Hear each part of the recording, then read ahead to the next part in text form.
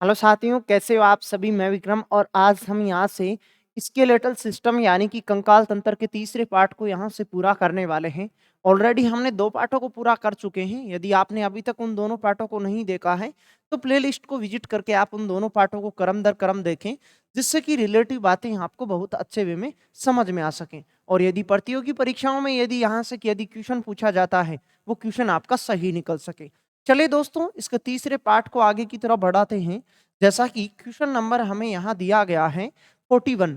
Already हमने 40 क्वेश्चनों को पढ़ चुके हैं इसके पीछे वाले पार्टों में, और आज हम यहाँ से 41 नंबर के क्वेश्चन से डिस्कस करना स्टार्ट करेंगे कि हमें क्वेश्चन में यहाँ दिया गया क्या है कि मानव शरीर में सबसे बड़ी हड्डी कौन सी है।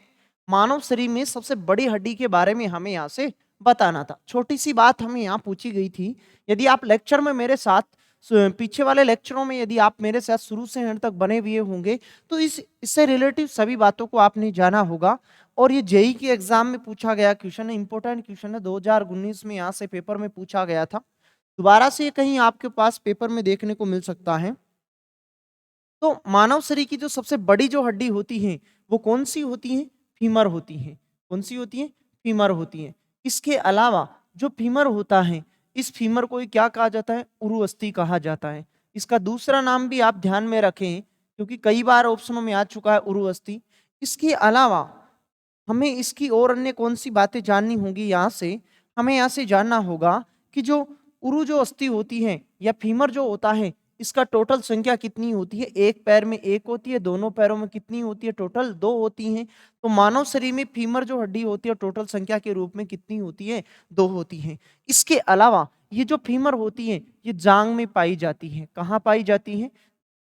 जांग में पाई जाती है। या हम इसके बारे में एक अन्य बात और कह सकते हैं कि हमारे शरीर की सबसे जो लंबी हड्डी होती है वो कौन सी होती है? फीमर होती है, जो कहाँ पाई जाती है? जांग में पाई जाती है। तो ऐसा हमें यहाँ से बताना था। मानव शरीर में सबसे बड़ी हड्डी कौन सी है? भुजा में पाई जाने वाली? नहीं। भुजा के ऊपरी हिस्से में? नहीं। पैर में?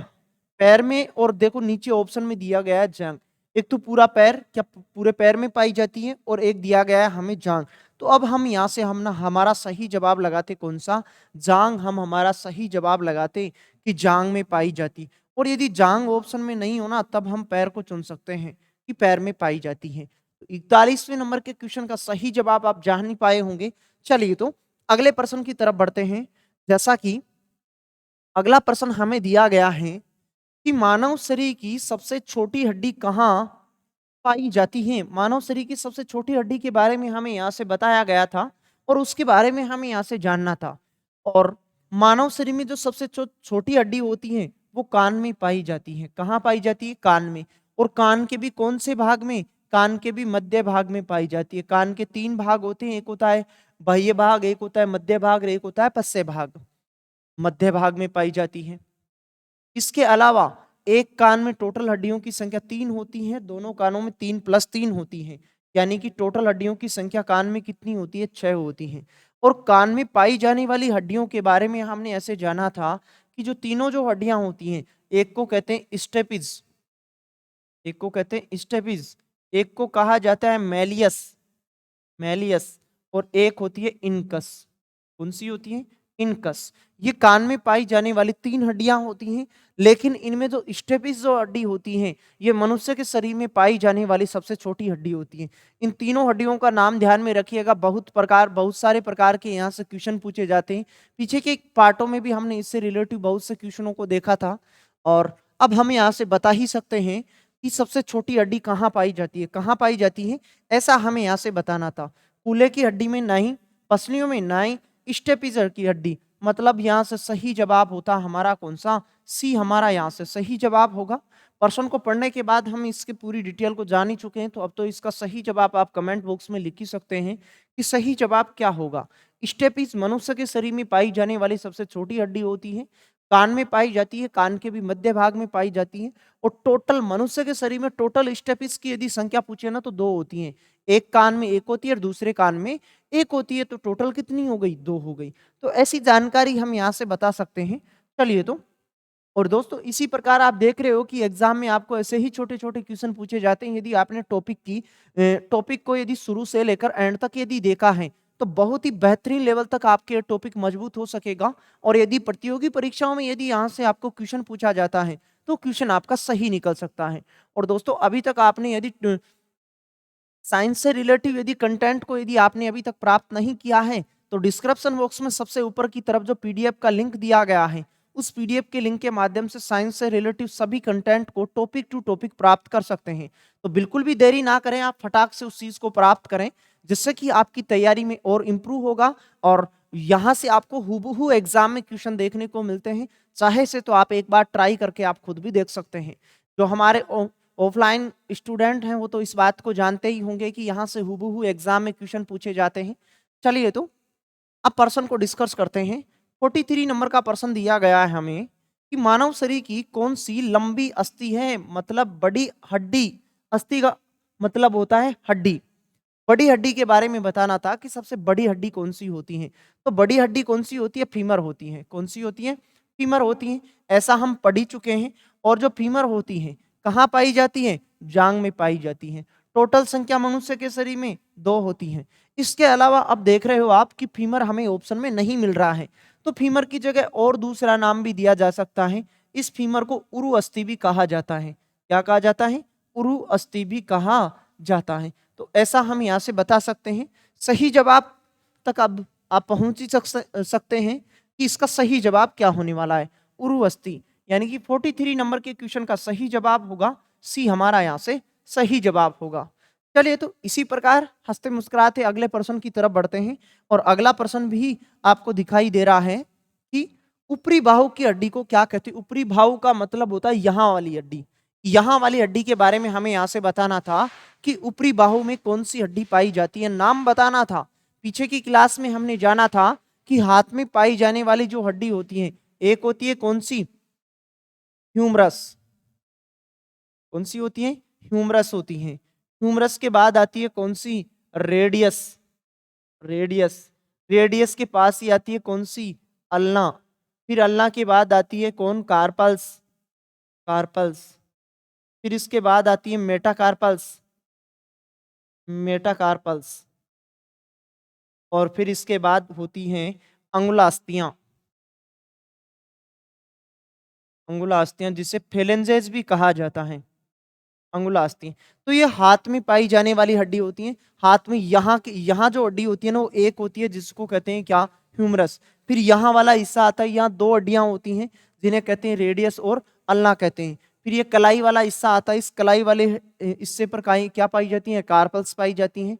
फिर हम जैसे ऐसे हाथ को यूं करके हम देखते हैं तो यहाँ बड़ी बड़ी हड्डियां दिखाई देती हैं 5, उन्हें कहते हैं क्या? मेटाकार्पल्स। क्या कहते हैं? मेटाकार्पल्स कहते हैं। और फिर होती हैं हमारी अंगुलियों में हड्डियां जो होती हैं, उन्हें अंगुलास्तियां या फेलेंजेस कहते हैं। क्या कहते हैं? अंगुलास्तियां या फेलेंजेस कहते हैं। तो अब तो बता ही सकते हैं कि ऊपरी भाव में जो हड्डी पाई जाती है उसे क्या कहते हैं? ह्यूमरस कहते हैं। सही जवाब 44वें नंबर के क्वेश्चन का सही जवाब होगा ए, हमारा यहाँ से सही जवाब होगा।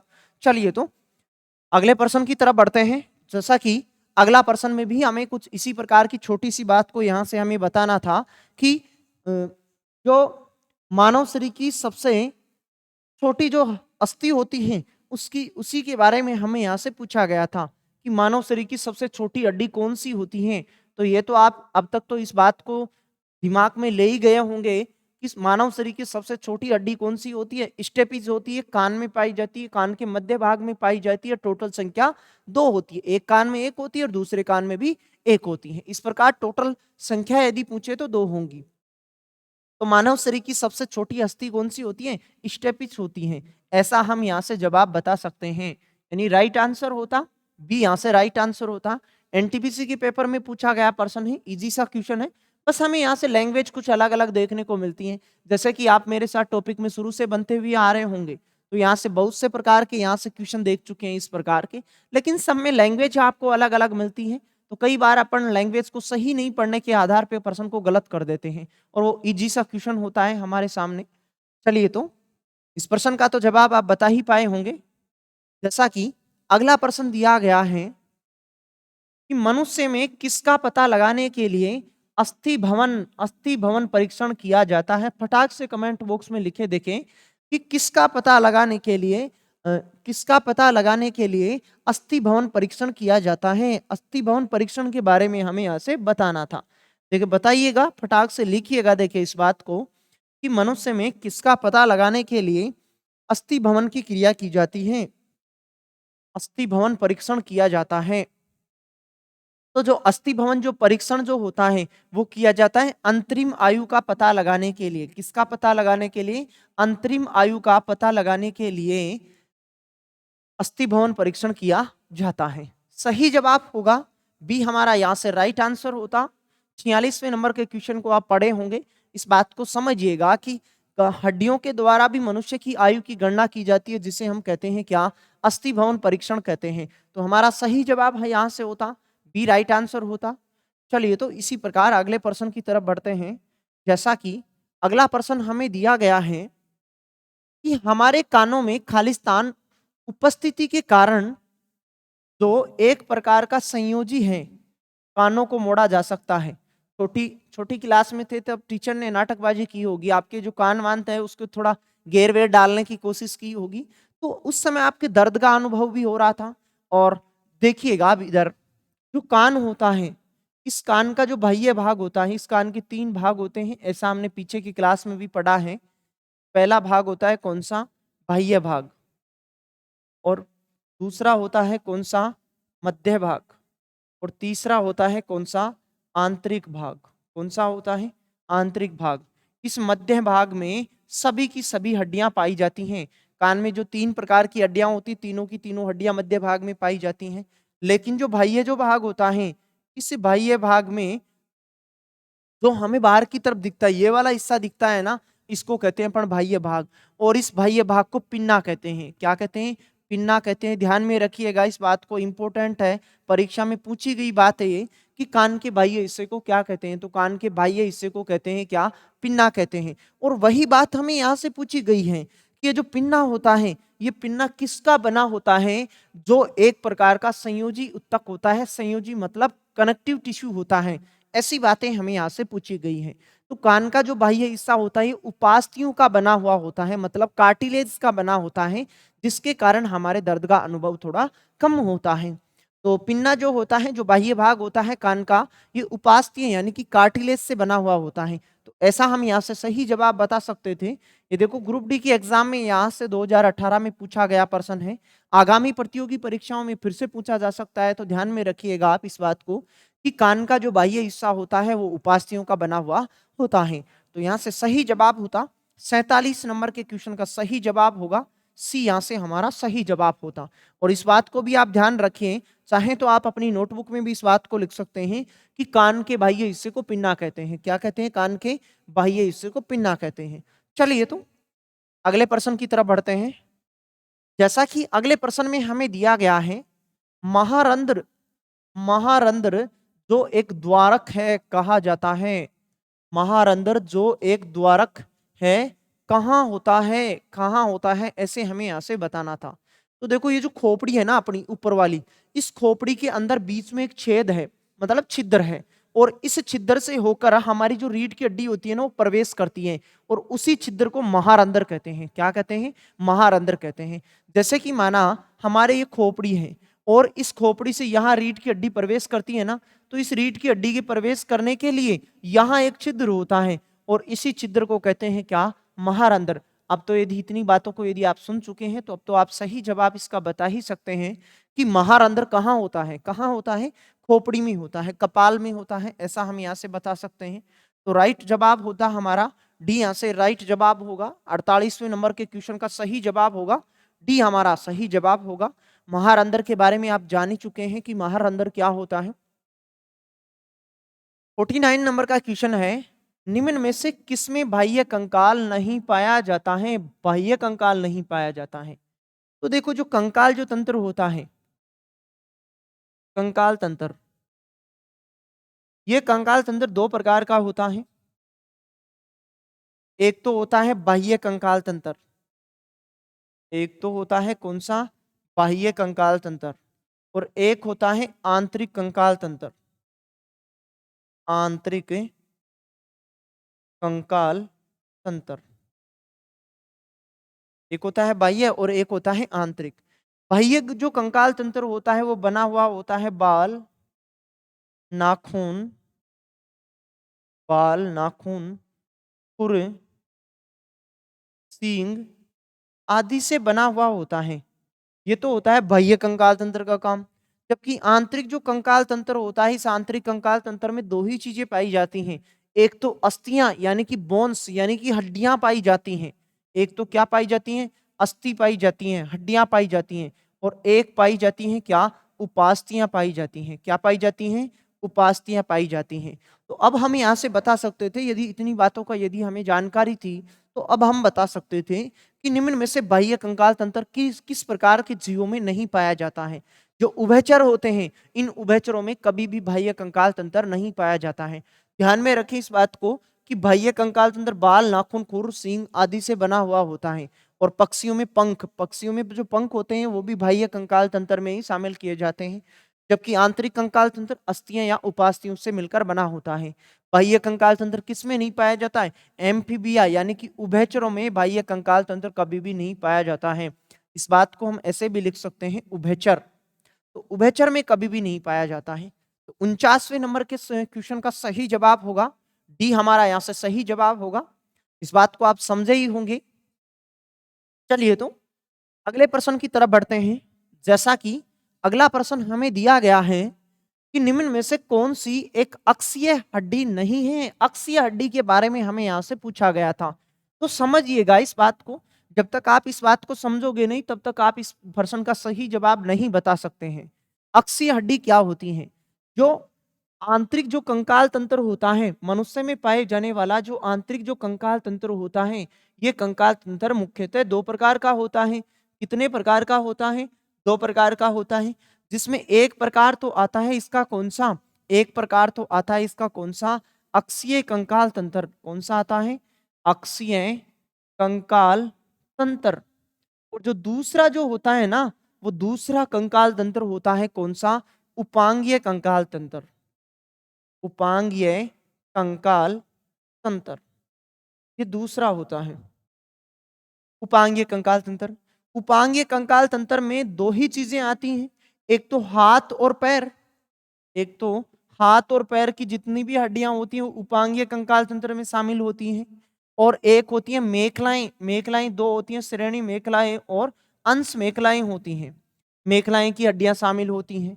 हाथ और पैरों में टोटल हड्डियों की संख्या कितनी होती है? 120 होती हैं। और जो मेखलाएं होती हैं, इन मेखलाओं में एक तो होती है श्रेणी मेखला, एक होती है अंश मेखला। श्रेणी मेखला कहते हैं इसको और अंश मेखला कहते हैं नीचे वाले हिस्से को जहां से पैर जुड़े रहते हैं। और उसमें हड्डियों की संख्या कितनी होती है?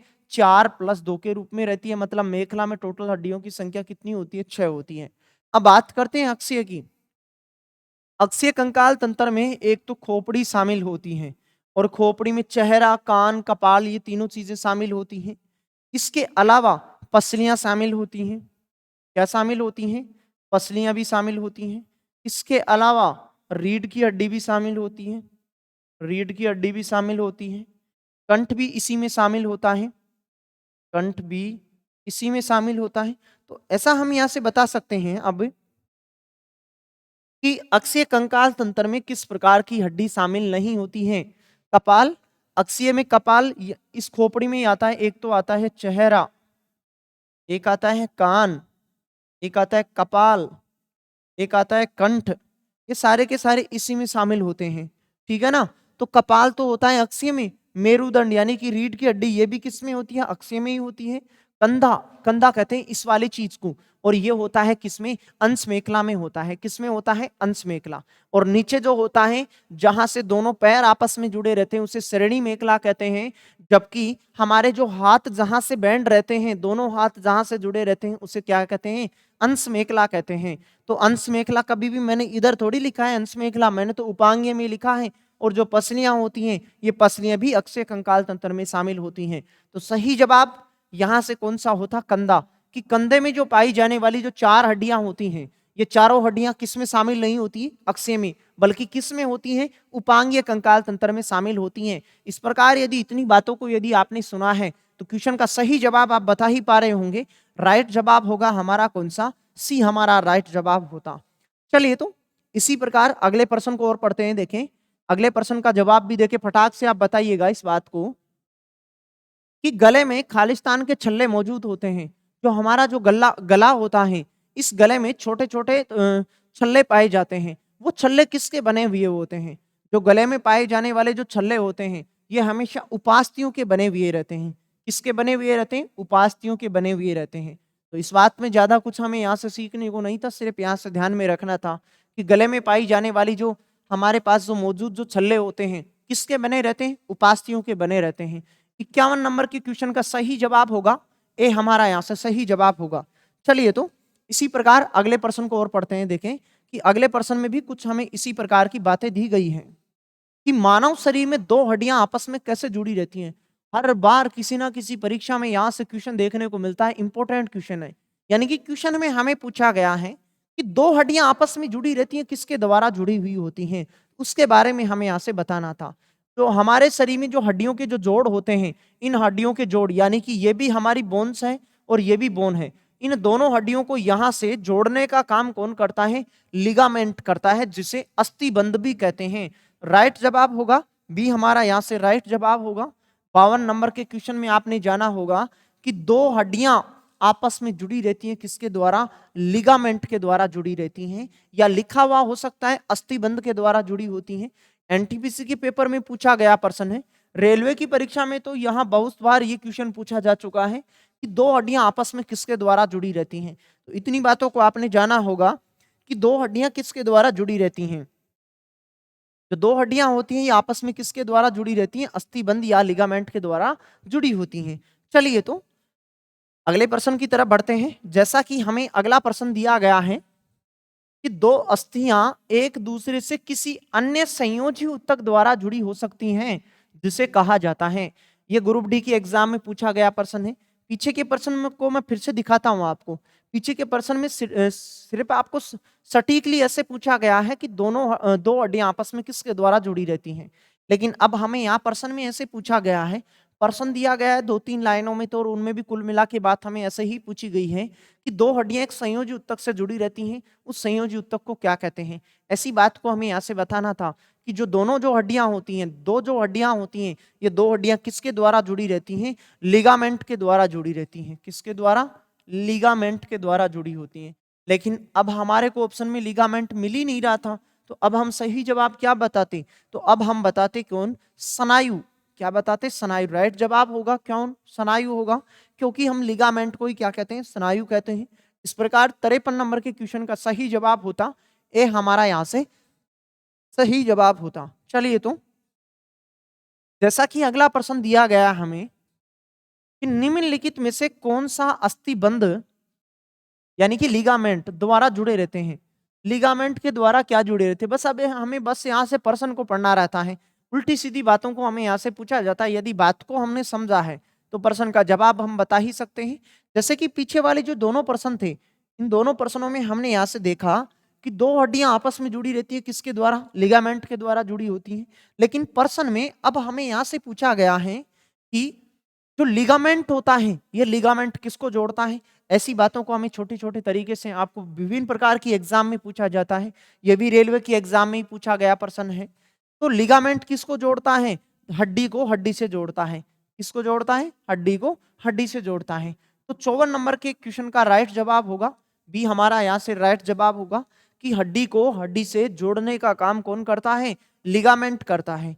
चलिए तो अगले प्रश्न की तरफ बढ़ते हैं। इस प्रश्न को आप जान ही पाए होंगे, और अभी तक आपने दोस्तों हमारा टेलीग्राम चैनल ज्वाइन नहीं किया है तो आप हमारा टेलीग्राम चैनल भी ज्वाइन करें। लिंक आपको डिस्क्रिप्शन बॉक्स में मिल जाएगा। वहां से डेली लाइफ में बहुत सी क्यूज होती हैं, उन क्यूज को भी लगा सकते हैं। बहुत ही इंपॉर्टेंट होती हैं, जो आगामी प्रतियोगी परीक्षाओं के लिए आपके लिए बहुत ही हेल्पफुल रहने वाली हैं। तो उन सभी क्यूज को भी आप रोजाना लगा सकते हैं। और जो इंपॉर्टेंट जो पीडीएफ होती हैं, उन पीडीएफ को भी हम टेलीग्राम के माध्यम से आपके साथ शेयर करते हैं। तो आप हमारा टेलीग्राम चैनल अवश्य ज्वाइन करें, लिंक आपको डिस्क्रिप्शन बॉक्स में मिल ही जाएगा। और क्वेश्चन नंबर है 55। इसमें हमें बताना है कि जॉइंट पर हड्डी को सतह को मुलायम करती हैं। तो हड्डियों के जो जोड़ होते हैं, इन जोड़ों पर हड्डियां मुलायम होती हैं।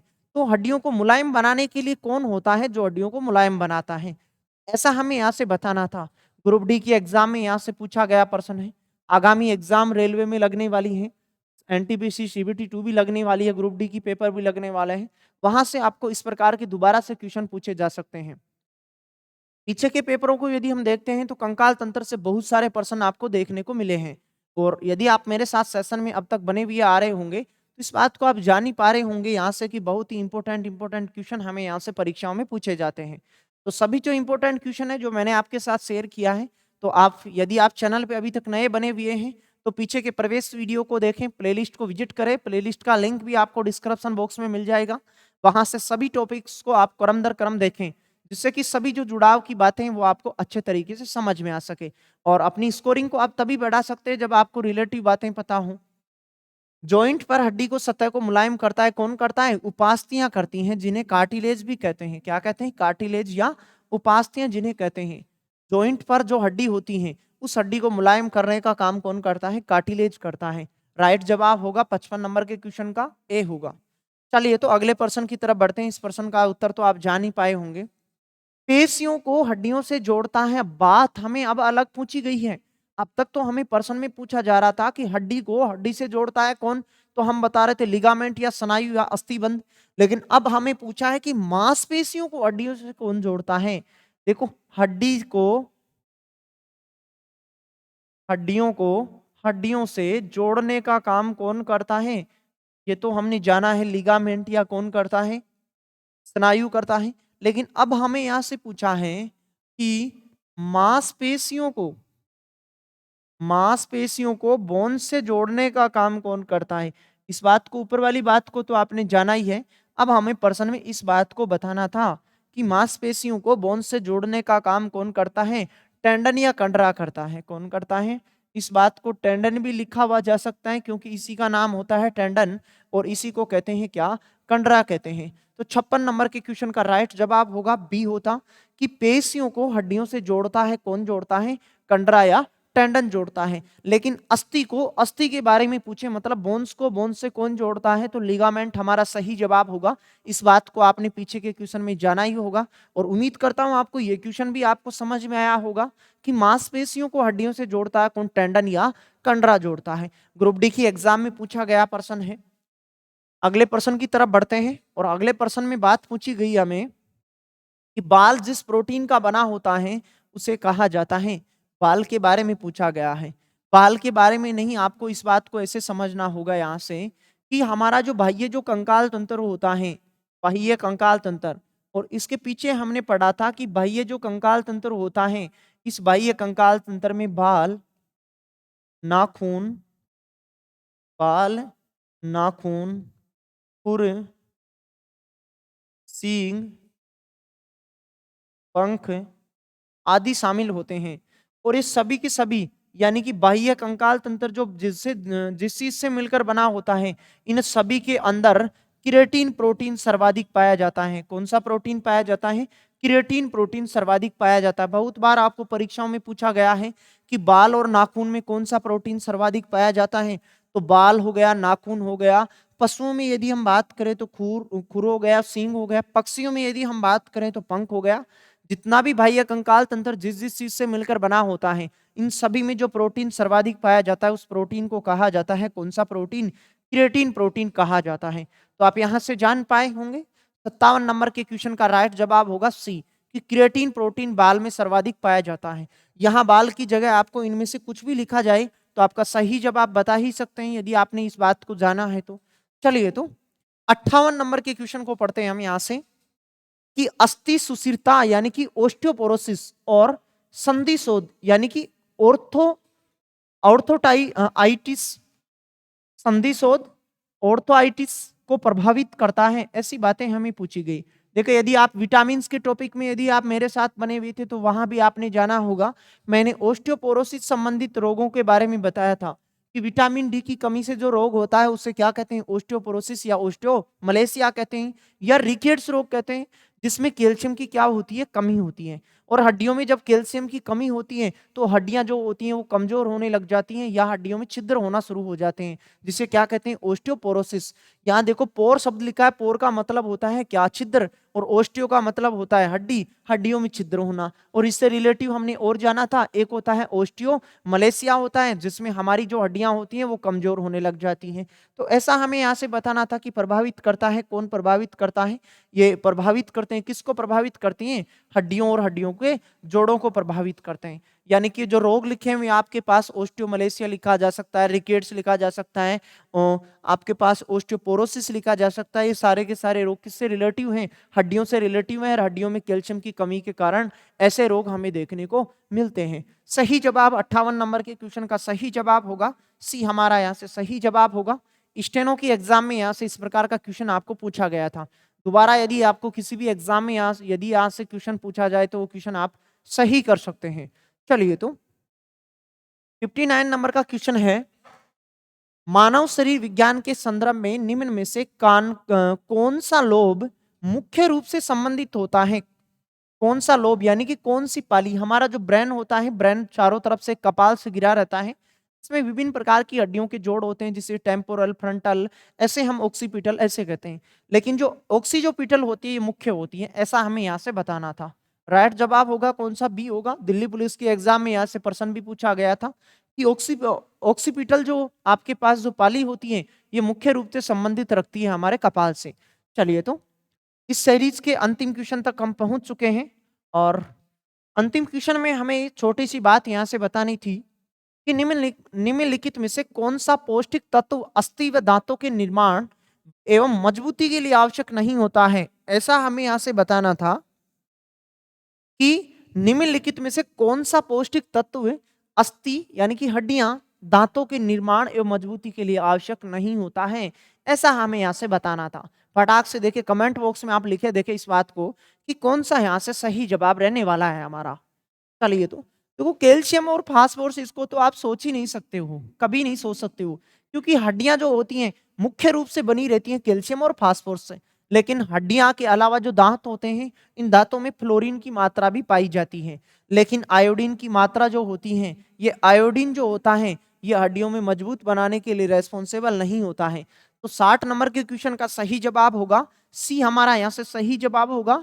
रिलेटिव बातों को आपने यहाँ से जाना होगा। उम्मीद करता हूं टॉपिक में जितने भी क्वेश्चन अब तक हमने 60 क्वेश्चनों को डिस्कस किया है, और इसके 3 पार्टों में हमने डिस्कस किया है। पहला जो पार्ट था, दूसरा पार्ट था, फिर हमने आज इसके तीसरे पार्ट को पूरा किया। अभी तक जिन स्टूडेंटों ने यदि इसके पीछे वाले पार्ट्स को नहीं देखा है तो एक बार आप प्लेलिस्ट को विजिट करके इसके पीछे वाले पार्ट को भी देखें, जिससे कि कंकाल तंत्र से रिलेटिव बहुत सी बातें आप जान सकें। और यदि यहाँ से यदि एग्जाम में यदि प्रश्न पूछा जाता है तो क्वेश्चन को आप विद इन सेकेंड ही सही कर सकते हैं। चलिए दोस्तों, तो इतनी बातों को आपने जाना होगा।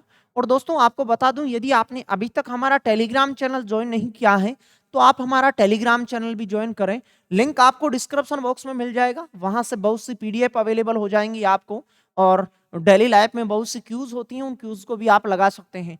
अन्य इंफॉर्मेशन जो होती हैं वो भी आपको टेलीग्राम के माध्यम से अवेलेबल करवाई जाती हैं। तो चलिए दोस्तों, आज के लिए इतना ही, फिर मुलाकात करता हूं इस सीरीज के अगले वीडियो में। तब तक के लिए आप खुश रहिएगा, और तहे दिल से आप सभी साथियों का धन्यवाद।